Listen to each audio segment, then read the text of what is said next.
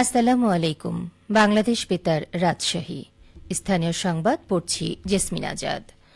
ভূমিমন্ত্রী মোহাম্মদ মিজানুর রহমান মিনু বলেছেন, দেশে ডিজিটাল লেনদেন আরও সহজ, নিরাপদ ও সর্বজনীন করতে বাংলা কিউআর চালু করা হয়েছে। বাংলা কিউআরের অন্যতম বড় সুবিধা হল এর কম খরচ ও সহজ ব্যবহার। এতে ক্ষুদ্র ব্যবসায়ীরাও সহজে ক্যাশলেস লেনদেনের আওতায় আসতে পারবেন। দেশের পেমেন্ট ব্যবস্থাকে আরও আধুনিক, অন্তর্ভুক্তিমূলক ও স্বচ্ছ করবে এই সিস্টেম। আজ রাজশাহীর একটি অভিজাত হোটেলের কনফারেন্স রুমে আয়োজিত ক্যাশলেস রাজশাহী ক্যাম্পেইনে তিনি এসব কথা বলেন। আধুনিক ও ডিজিটাল ব্যাংকিং ব্যবস্থার প্রসারে এবং সাধারণ মানুষকে ক্যাশলেস লেনদেনে উৎসাহিত করতে বাংলা কিউআরের ব্যবহারের বিষয়ে সচেতনতা সৃষ্টি করার জন্য ক্যাম্পেইনের আয়োজন করে পূবালী ব্যাংক পিএলসি। মন্ত্রী আরও বলেন, পুরো বিশ্ব এখন ক্যাশলেস ব্যবস্থাপনার দিকে এগিয়ে যাচ্ছে। এই ব্যবস্থাপনায় ঝামেলা কম। বাংলাদেশ সরকারও বিভিন্ন সেবা প্রদানের ক্ষেত্রে ক্যাশলেস ব্যবস্থা চালু করেছে, যার অন্যতম দৃষ্টান্ত ভূমি সেবা। এখন ঘরে বসেই জমির খাজনা পরিশোধ করা যাচ্ছে।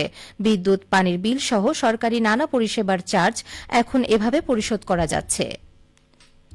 দ্রব্যমূল্য নিয়ন্ত্রণে ও বাজার তদারকি করতে পাবনা সদর উপজেলার বিভিন্ন বাজারে অভিযান চালিয়েছে জাতীয় ভোক্তা অধিকার সংরক্ষণ অধিদপ্তর।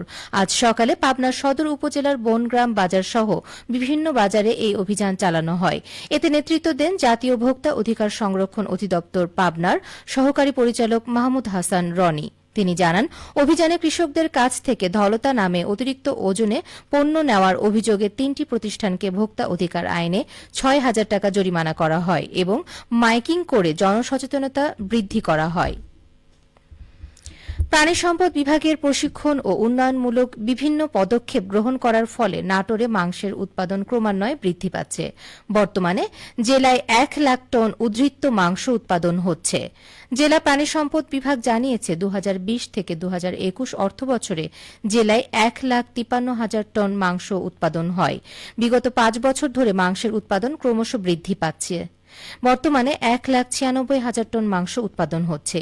জেলার মোট জনসংখ্যা ১৭,৭৪,৮৩২ জন। জনপ্রতি ২১৪ গ্রাম মাংসের চাহিদা হিসেবে জেলায় ৮৯,০০০ টন মাংস প্রয়োজন। অর্থাৎ চাহিদা মিটিয়ে উদ্বৃত্ত থাকছে ১,০৭,০০০ টন।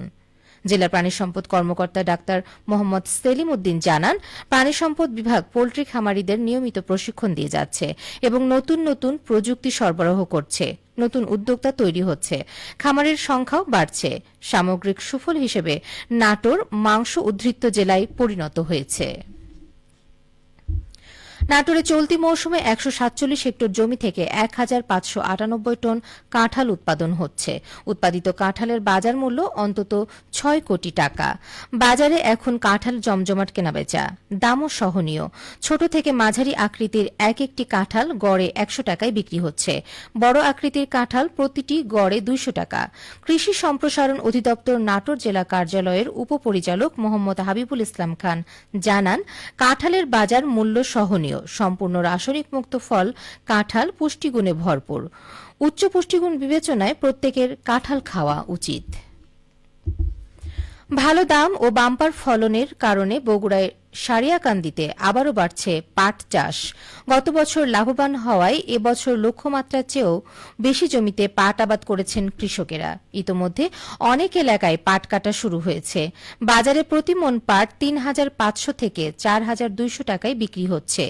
যমুনা, বাঙালি ও সুখদহ নদীবেষ্টিত সারিয়াকান্দির বেলেদোআঁশ মাটি পাট চাষের জন্য উপযোগী। উপজেলা কৃষি অফিস সূত্রে জানা গেছে, চলতি মৌসুমে ৩,৭০০ হেক্টর জমিতে পাট চাষের লক্ষ্যমাত্রা থাকলেও আবাদ হয়েছে ৫,০৫০ হেক্টরে। সারিয়াকান্দি উপজেলা কৃষি কর্মকর্তা মোহাম্মদ আলী জিন্না বলেন, অনুকূল আবহাওয়া, ভালো ফলন ও লাভজনক বাজার মূল্যের কারণে কৃষকেরা পাট চাষে আগ্রহী হচ্ছে। বাজারে ভালো দাম পাওয়ায় কৃষকেরা লাভবান হবেন বলে আশা করা হচ্ছে। সবশেষে আবহাওয়া। আজ দুপুর ২টায় রাজশাহীতে তাপমাত্রা ছিল ২৯.৫ ডিগ্রি সেলসিয়াস। এ সময় বাতাসে আপেক্ষিক আর্দ্রতার পরিমাণ ছিল ৯০%।